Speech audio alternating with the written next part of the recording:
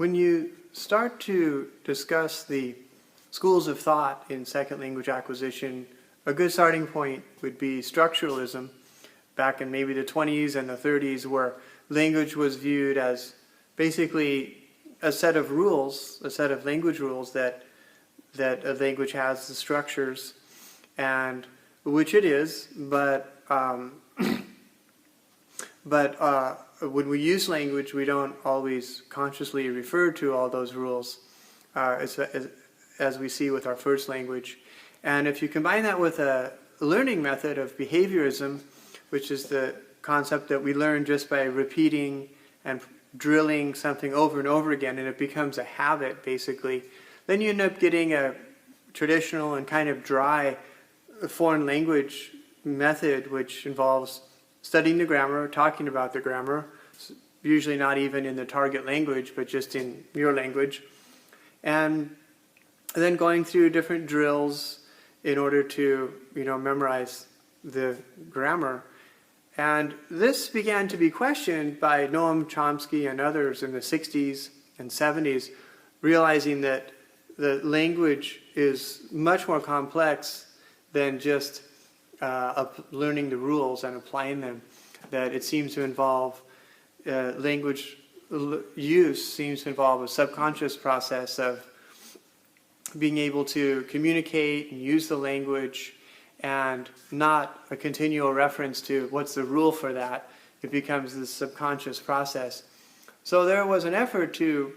make the second language learning classroom much more like how we learned our first language, kind of a natural process where we are using the language for real communication. We're answering questions about what is our opinion and what are the reasons that we believe that. And just by being in meaningful communicative environments, we can use the language. I mean, we can still study grammar and analyze the language, but because language use is so complex that we really shouldn't even attempt to learn it in a very simplistic, linear, step-by-step fashion.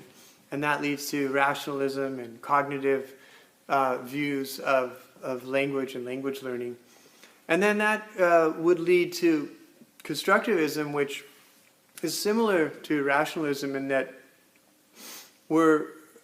using the language mainly to just be part of a culture and part of a community. And so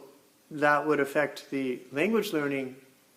methods in that we want students to have tasks to perform and work in groups, work collaboratively with others, and really putting language in like more of the idea of maybe constructing meaning,